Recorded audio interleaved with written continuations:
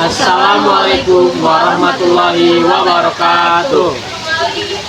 Perkenalkan, kami dari kelompok Mulok. Di sini kami ingin mewawancarai salah satu narasumber yang sangat luar biasa dari SMK Negeri 22 Jakarta, yaitu Bu Jen Inaris. Nah, sebelum itu saya mau ngasih tahu dulu nih hal yang bakal kita bahas dan bakal kita tanyain ke narasumber kita kali ini, yaitu tentang karya sastra Betawi. Oke, mungkin kalau sudah siap, kita langsung aja nih ke pertanyaan yang pertama. Nah, Bu, pertanyaan yang pertama nih dari saya. Karya sastra apa sih yang paling berkesan bagi Ibu sebagai guru, dan kenapa karya sastra itu berkesan? Oh, iya.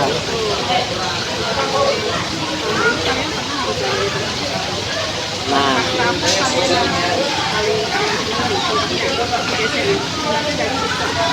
mungkin pantun. Iya, buat saya sendiri pantun. Ya. Kami dari pantun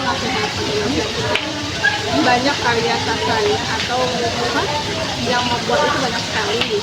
Nah, itu nanti kenapa dia membuat pantun tersebut, karena mereka itu membuat nasihat dimana puisi tersebut bisa membawa anak-anak bangsa itu seperti apa dari pantun tersebut. Dan yang puisi pantun yang karyanya puisi tersebut. Berarti selain untuk hiburan, pantun juga bisa untuk kasih kayak nasihat gitu. Banyak sih macam-macam itu. Nah, oke, mungkin nih pertanyaan yang kedua dari saya. Gimana cara Ibu ngenalin atau ngajarin karya sastra Betawi itu kepada murid-murid Ibu gitu, selama di sekolah? Cara mengajarinya supaya anak-anak murid tahu ya tentang budaya Betawi, kita nonton aja dulu video di YouTube atau di video lain gitu kan. Budaya Betawi itu kita tahu dulu dari dasarnya budaya Betawi itu apa. Nah, nanti kita akan mengetahui dan kita akan senang dari budaya Betawi tersebut. Jadi timbul kesenangan itu dari diri kalian sendiri gitu. Tapi gimana caranya supaya kalian senang budaya tersebut? Yaitu dengan cara kalian melestarikan atau mengkaitkan langsung tentang budaya Betawi. Oh, jadi mungkin yang pertama, karena Ibu kan ngajarnya generasi milenial nih. Ya, betul. Pokoknya kan generasi milenial kan mainnya media sosial tuh. Jadi mungkin Ibu kenalinya dengan cara nonton dari medsos gitu. Mau YouTube mau lihat dari misalnya dari toko-toko lain atau dari kita langsung ke tempatnya gitu kan, ke museum. Nah, itu kan kita bisa mengambil ilmu dari situ. Tapi kebanyakan sekarang ini milenial kebanyakan nontonnya YouTube dan lain-lain ya, media sosial. Mungkin lanjut sama teman saya nih. Oke ya. Mungkin lanjut pertanyaan dari saya, Bu Jen. Ya. Menurut Ibu, apa sih Bu manfaat mempelajari karya sastra bagi siswa di sekolah? Nah, itu sangat bermanfaat banget deh. Karena apa? Kalau kita tidak mengenal budaya kita sendiri, kalau misalnya ada orang luar datang ya, dari negara lain atau dari Jakarta lah intinya, bertanya ke kita juga lagi berwisata, karena dia bertanya sama kita nggak tahu budaya kita sendiri. Nah, apakah kita tidak merasa malu? Ya kan? Kita pasti akan merasa malu. Misalnya ditanya, keunggulan Betawi itu apa sih di sini gitu kan? Ya, bahasa Inggris atau bahasa apa gitu. Kalian nggak tahu apa ya? Gitu. Apa ya? Jadi saling bertanya apa ya? Sedangkan kita nggak tahu tentang budaya kita sendiri. Dan itu sangat penting, sangat bermanfaat. Ya, langsung pertanyaan selanjutnya ya Bu ya. Bagaimana sih Bu memilih karya sastra yang sesuai untuk diajarkan di kelas? Memilih karya sastra kita harus cari tahu dulu ke siswa. Siswa ini sukanya sastra apa? Seperti yang tadi pertama kali kan. Siswa ini atau kita bisa bentuk kelompok. Kelompok ini sukanya sastra apa? Yang sebetulnya sastra apa? Misalnya 3 kelompok yang gila-gila itu pantun, mau apa biasanya? Drama, itu kan bisa kan?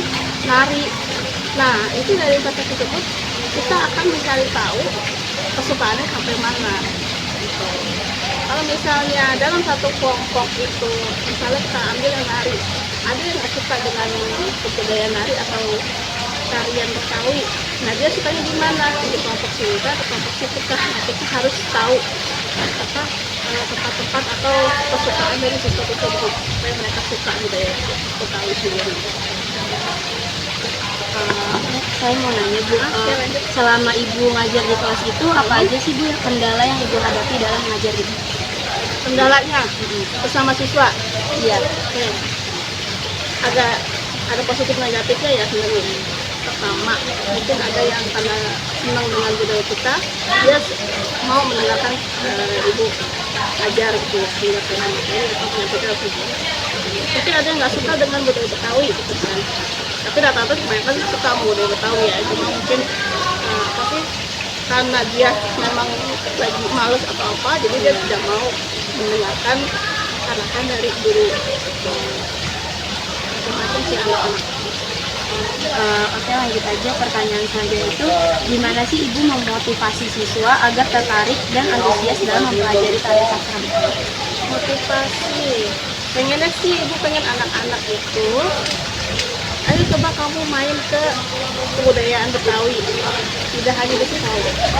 Walaupun di sekolah itu tidak ada tempat atau kurangnya kebudayaan Betawi, bisa kalian cari di luar gitu ya. Contohnya di sini apa yang benar-benar membudayakan tentang Betawi, misalnya di Soto Babakan itu kan banyak tuh ya kan budaya Betawinya. Selain itu di mana, di Taman Mini ya, kita ambil di Anjungan DKI-nya ya, atau di mana-mana di sini, atau daerah Coret itu juga masih banyak orang Betawi itu.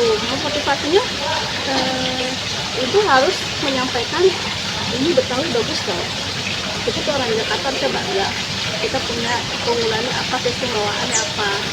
Jadi kalian jangan merasa Betawi itu kebanyakan orangnya nabrak-nabrak atau apa gitu, jangan seperti itu gitu. Jadi kita guru itu juga harus bisa memotivasi lebih positif lagi supaya anak-anaknya juga berkembang gitu, mau berbaur dengan kebudayaan Betawi.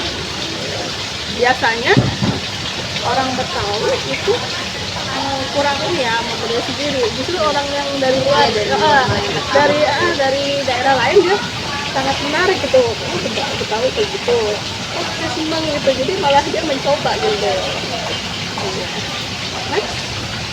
Saya lanjut izin nanya ya Bu. Tadi kan udah sempat dijelasin untuk metode pembelajarannya, salah satunya itu menggunakan media sosial, terutama untuk generasi sekarang ini. Nah, untuk metode seperti itu kira-kira tingkat efektivitasnya itu tinggi atau biasa aja Bu? Saya sih standar ya, antara masih rendah sama tinggi, masih standar lah.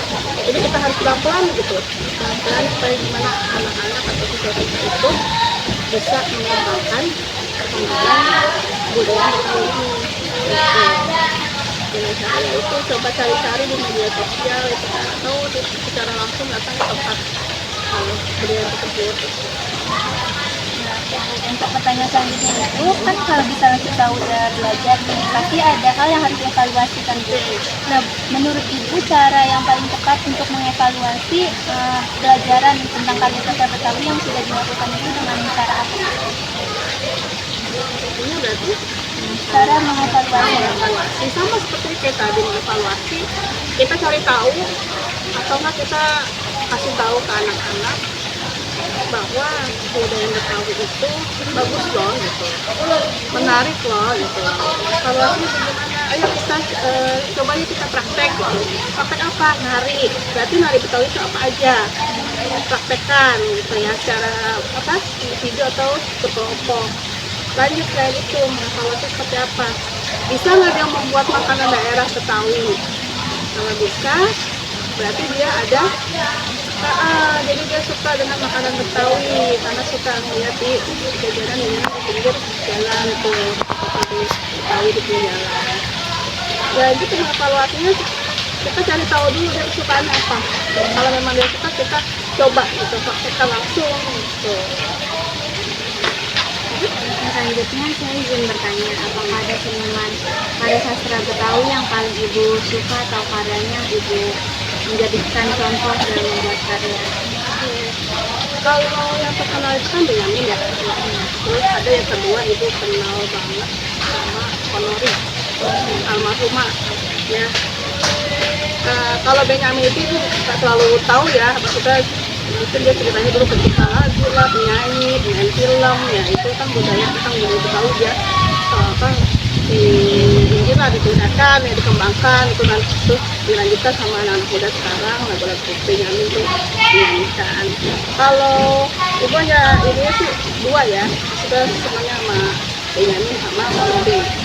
Ponori itu seorang seniman yang terutama itu seniman tari Betawi terutama ya, tari. Dan ini juga pernah ikut sanggar di beliau. Nah, di daerah Lembakus, dan dia bukan anak buahnya, bukan anaknya, dan bukan siapapun yang lainnya, bukan siapa-siapa lah, dia langsung terjun langsung.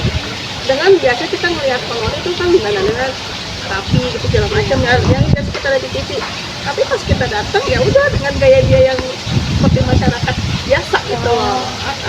Tapi kita benar-benar diajarkan, tidak hanya nari, kita diajarkan kebudayaan Betawi itu apa gitu.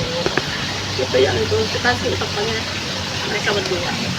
Pertanyaan selanjutnya, apakah ada program yang Ibu mau lakukan ke sekolah ini untuk mengembangkan karya sastra Betawi di SMK 22 ini? Kalau untuk program banyak banget sebenarnya ya Bu itu ya. Walaupun baru angan-angan, tapi pengen loh ini seperti ini gitu. Kayak contohnya kita punya drama, tapi drama Betawi. Kita pengen mempraktekannya, terus kita harus tahu tempatnya di mana, mau propertinya. Nah itu sangat susah. Cuma kita coba dulu gitu, apa namanya, persiapan aja dulu, prepare aja dulu, gimana caranya supaya drama Betawi itu berkembang. Terus tari juga sama, lama kelamaan tari juga berkembang juga, ya. Jangan pada saat tampil tiba-tiba udah merasa capek atau merasa bosan tuh, rata-rata begitu. Nah, jangan seperti itu. Jadi dia harus punya motivasi gimana caranya supaya saya berkembang. Misalnya kita tampil kemana gitu, ya tahu-tahu kan kita internasional nggak tahu, ya. Dan ada apa budaya-budaya Betawi yang lainnya yang harus kita perlu tingkatkan di sekolah ini. Gitu. Oke, mungkin itu pertanyaan terakhir dari kita. Oke. Terima kasih banyak Bu Jen Ya, karena sama-sama. sudah mau meluangkan waktunya. Dan semoga apa yang disampaikan Bu Jen bisa bermanfaat bagi teman-teman semua yang menonton dan bisa menambah wawasan kalian. Mungkin itu saja, cukup dari kami. Wassalamualaikum warahmatullahi wabarakatuh.